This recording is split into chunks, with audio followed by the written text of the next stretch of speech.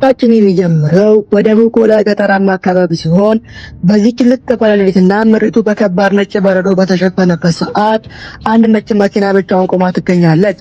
በመኪናው ውስጥም ጆን የተባለች አንድ ቆንጆ ወጣት ሴት የምትገኝ ሲሆን ጆንም የመኪናው ጎማ በመተንፈሱ ምክንያት መኪናው እስኪመጣ ድረስ የጠበቀች ነው። ራሷንና ብቸኝነቷን ለመርሳት ስትልም ከእጮኛዋ ከሰዋን ጋር በስልክ እያወራች ሲሆን ሰዋንም በደቡብ ኮሪያ የደህንነት አገልግሎት ውስጥ ሚስጥራዊ ኤጀንት ሆኖ የሚሰራ ሰው ነው። ሰዋን በስራው ምክንያት በዚህ አስከፊ ምሽት አብራባ ለመሆኑ እያዘነ ይቅርታ ይጠይቃታል። እሷም ችግር እንደሌለው ነግራው በፍቅር ቃላት መለዋወጥ ይጀምራሉ። ሰዋንም አደጋ እንደደረሰባት ፍራቻ መኪናውን እንድትቆልፍና ማንም ክፈች ብላት እንዳትከፍት ያስጠነቅቃታል። በዚሁ መሃል አንድ ቢጫ የትምህርት ቤት አውቶቡስ በዝግታ መጥቶ አጠገቧ ይቆማል።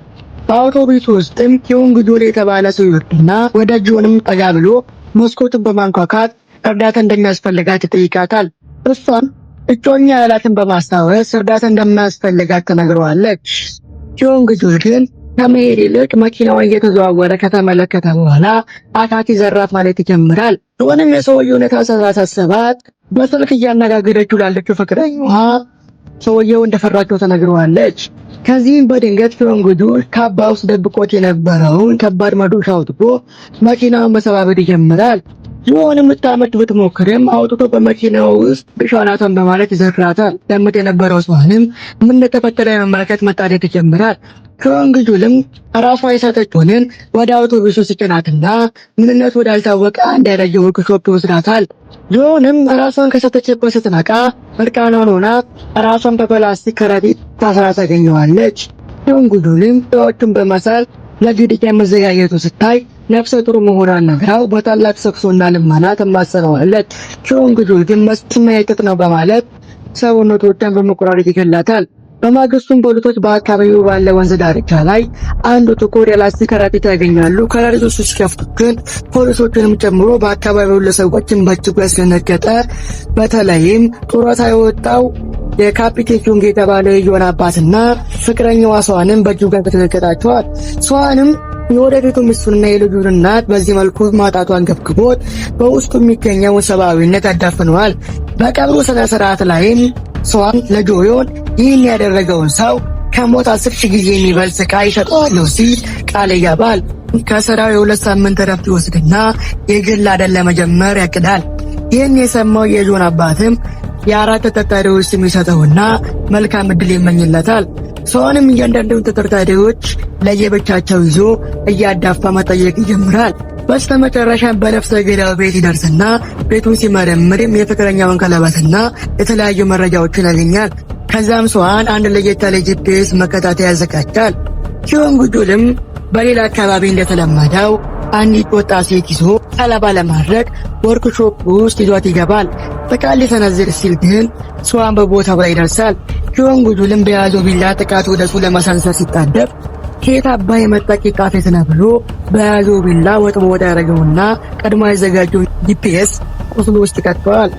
ይህን ካረገ በኋላ ሲሆን ትቶት ይሄዳል። ኪዮንግ ጆልም ለነገደለኝም ብሎ ግራ በመጋባት ራሱን አኩሞ ጉዞውን ይጀምራል። በመሄድ ላይ ሳለ መንገድ ላይ ታክሲ አስቆሞ ይገባና ትንሽ እንደተጓዙ ግን ታክሲ ውስጥ የነበሩ ሰዎች እሱ ላይ ጥቃት ለመሰንዘር ሲሞክሩ ኪዮንግ ጆልም ከነሱ በላይ ልምድ ያለው ሰው በመሆኑ ሁለቱንም እዛው አጋድሞ በቅርቡ ወዳገኙ ሆስፒታል ይገባል። በመታከም ላይ ሳለ እያከመችው የምትገኘው ነርስ ላይ ጥቃት ለመፈጸም ሲል ሲያኑ እንደተለመደው ነርሷን አድኖ ኪዮንግ ጆልንም የእግሩን ተረከዝ በቢላዋ በጥሶ እንዳይሮጥ ካረገ በኋላ ክፉኛ ደብድቦት ይሄዳል። ኪዮንግ ጆልም እንዴት እንዳገኘው ባይገባው መቼም አያገኘኝም ብሎ ወዳሰበበት የቀድሞ ጓደኛው ቤት ይሄዳል። የቀድሞ ጓደኛው ስሙ ቴጁ ሲባል እሱም ልክ እንደሱ ነፍሰ በላ አረመኔ ነው። አብረው ተቀምጦ ሲሆን እንዴት እንደሚገሉት እየተመካከሩ ሳለ ሲሆን አሁንም ወዳሉበት ቦታ መጥቶ ሁለቱንም አፈር ከዲብ ያስጌጣቸዋል። ከዛም ቴጁ የተባለውን ለፖሊስ አሳልፈው ከሰጠው በኋላ ኪዮንግ ጆልን ግን ያስመለጠዋል። እንደዚህ ያደረገበት ምክንያትም ያስመለጠኝ ሊገለኝ ነው ብሎ በፍርሃትና በሰቆቃ እንዲኖር አስቦ ነው።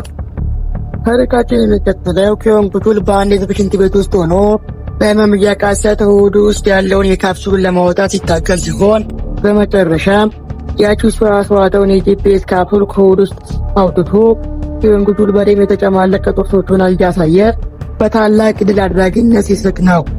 የሳቅ ጨዋታው አሁን የጀመረ የሚል መልእክት ያለው ይመስላል። አሁን አዳኙ ሰው ሳይሆን ኪዮንጉጁል መሆኑን መልእክት ለማስተላለፍ የፈለገም ይመስላል። ሰዋን ምን እንደሆነ ለምን እንደሚከተለውና የገደላት የጆዋን እጮኛ እንደነበር ብቻ አገኘ።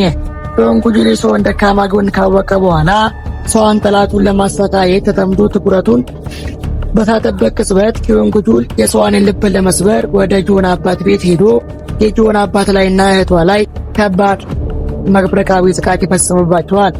ሰውንም በኮምፒውተሩ ላይ ኪዮንጉጁል ያለበት የቆመ መስሎን ነበር። ምክንያቱም ኪዮንጉጁል ካፕሱሉን ሌላ ቦታ ጥሎ ስለሄደ።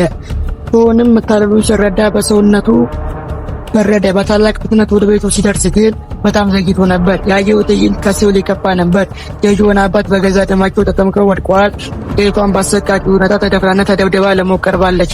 ሰዋንም እዚያው ላይ ወለሉ ላይ ተንበርክኮ በከፍተኛ ድምፅ ጮኸ። በቀሩ ቤተሰቦቹ ሊታደግ አልቻለም። ይልቁኑ ለጥፋታቸው መንገድ ጠረገ እንጂ።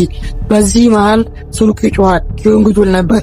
አየህ ተሸነፋል ሲል አፈዘበት። ከዚያም ኪዮንጉጁል ራሱን ለፖሊስ ሊሰጥ መሆኑን ነገረው። ኪዮንጉጁል ወደ ፖሊስ ጣቢያ ሊገባ ጥቂት ሰከንዶች ሲቀሩት ሰዋን በመኪና አግኝቶ ይዘዋል። ፖሊሶች ከመድረሳቸው በፊት ኪዮንጉጁል ጠልፎ ይዞት ይሰወራል። የወሰደው ደግሞ ወደዚያው ጆንን ወደ ገደለበት አሮጌ ወርክሾፕ ነበር። ኪዮንጉጁል ወንበለኝ አሸንፌሃለሁ፣ ምክንያቱም አንተን አውሬ አድርጌሃለሁ እያለ ይስቃል።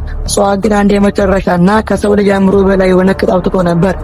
በበሩ ላይ ገመድ አሰረ። ያ ገመድ ደግሞ ከኪዮንጉጁል አንገት በላይ ካለው ስለታማ ቢላዋ ጋር አያይዞ በሩ ሲከፈት ቢላዋው እንዲገለው አድርጎ ትቶት ይሄዳል። ሰዋንም የኪዮንጉጁልን አፍለጉ ስልኩን አውጥቶ ለኪዮንጉጁል ወላጆችና ለገዛ ልጁ ደወለ። አባታችሁ እዚህ ቦታ ነው፣ መታችሁ አድኑ ሲል ነገራቸው። ሰዋን ወርክሾፕ ውስጥ ትቶት ወጣ። ራቅ ብሎ በጆሮ ማዳመጫ ያለውን ነገር ይከታተል። የኪዮንጉጁል ቤተሰቦች ደረሱ። ልጁ አባዬ እያለ ሲጣራ ይሰማል። ኪዮንጉጁል በውስጥ ሆኖ በጭንቀት ይንባል። ልጁ በሩ እንዳይከፍተው በልቡ ይጸልያል። ነገር ግን ልጁ አባቱን ለማዳን ሲል በሩን ባይል ከፈተው። በዚያ ቅጽበት ገመሩ ተሳበ፣ ቢላዋ ወደቀ። የኪዮንጉጁል ጭንቅላት ተቆርጦ በገዛ ልጅ እግሩ ስር ወደቀ። የኪዮንጉጁል የሞት በጠላቱ እጅ ሳይሆን ሊያድነው በመጣው በገዛ ልጁ እጅ ሆነበት። ይህ የጭካኔ ጥግ ነበር። ሰዋን መንገድ ላይ ብቻውን እየተጓዘ በጆሮ ማዳመጫው የኪዮንጉጁል ቤተሰቦች የጩኸት እና የለቅሶ ድንጋጤ እየሰማ በቀሉ ተፈጸመ አለ። ጠላቱ በከፋ ሁኔታ ሞቷል። ነገር ግን እሱ ደስተኛ አይደለም። መሀል መንገድ ላይ ቆሞ በከፍተኛ ድምፅ ማልቀስ ጀመረ። ይህ ለቅሶ የድል ሳይሆን የሽንፈት ነበር። ሰዋን ጠላቱን ለመበቀል ሲል ሁሉንም ነገር አጣ። ሰላሙን፣ ቤተሰቡንና ከሁሉም በላይ ደግሞ የራሱን ሰብአዊነት